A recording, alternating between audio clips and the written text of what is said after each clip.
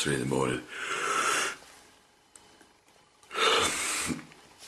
And even though I don't get up this early, I've got something special to do.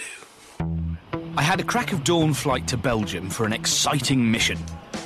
I was here for a road trip, to pick up the new Ferrari 599 and take it back home to the factory in Italy. Tiff drove the car earlier in the series and was a bit disappointed by it on track, and I'm here to see if it works better as a long-distance cruiser. We'd planned a 1,200-mile route through France, into Germany, across Austria, and finally home to Italy. I was itching to get going, but with typical Ferrari eccentricity, the car wasn't where it was supposed to be. After promises of only being 10 minutes away, I was told that the 599 hadn't even left yet, so we had to get a hire car and go to it. 61. I must say, so far, the 599 GTB isn't exactly what I thought. It's more like a Renault Scenic. Yay, we found them. It's a really textural car. There's a lot to look at. You're constantly seeing different bits of it. Look at the inside. All this tone leather. Excellent. Fitting our luggage into the 599 was easy, especially with a parcel shelf on the back. Not a bad crew vehicle, that, is it? 612 Scaglietti, chase car for the camera. Who said Ferraris aren't practical?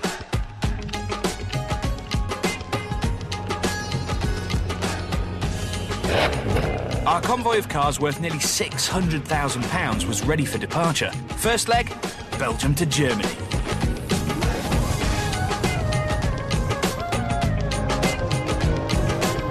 Woo!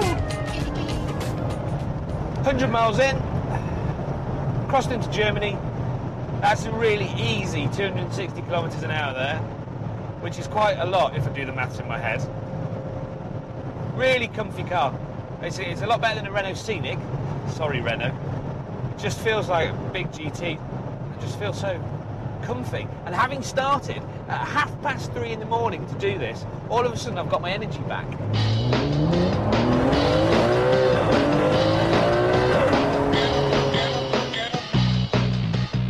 To break up the journey and judge public reaction to the car, we headed for some quaint villages.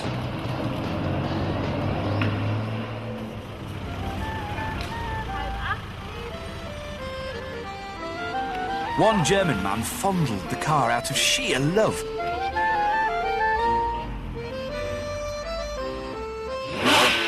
When he saw the beautiful V12 that comes out of the Enzo, it nearly brought a tear to his eye.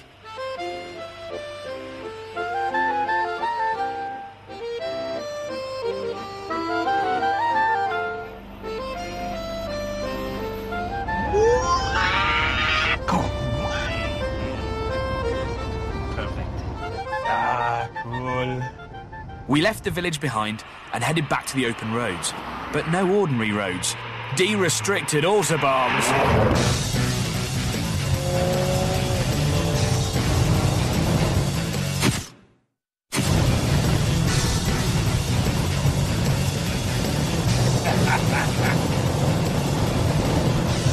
That was 290 kilometres an hour. Absolutely rock solid, not a problem. This car will easily crack 200. So 290's what? 180. Quite quick. The sun was setting, and it was the end of our first leg. In the distance, there was a glimpse of tomorrow's glorious twisty roads. After 10 hours of driving, I felt fresh as a daisy, because unless you're driving flat out, the 599 is a remarkably quiet place to be. Day 2. I realised I hadn't packed any clothes, and only one t-shirt shop was open.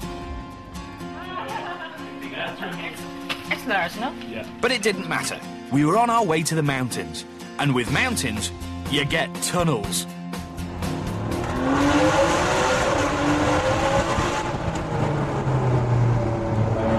Every time you hit a tunnel in a Ferrari, you should wind the windows down and give it some stick.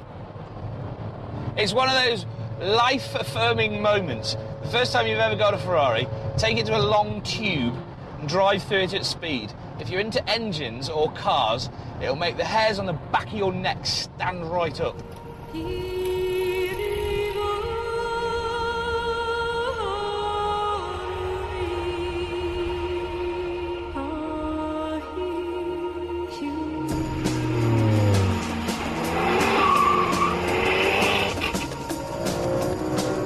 Better just hold on for a bit, mate.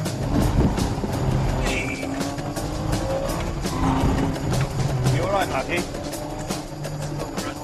You know, it really is quite, I don't know, astonishing how quickly you can get up these roads, especially for a car that on the motorway was so comfortable.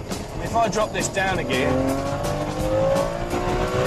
and get on these brakes, because these are very sharp corners, front end understeers a little, and then we just fly around, and just so good, so good. Except as a car journalist, you're resigned to never being able to enjoy terrific roads. Because the photographer wants you to keep driving back and forth around the same corner as he tries to get the perfect shot without any traffic in it.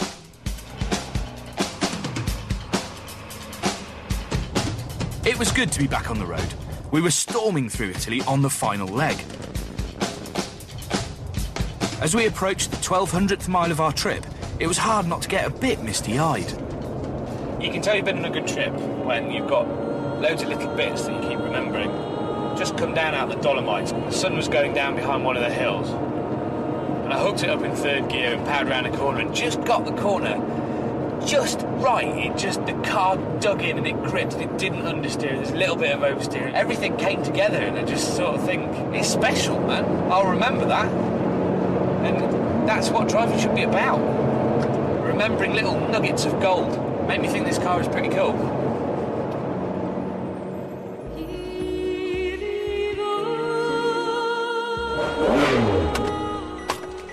Goodbye.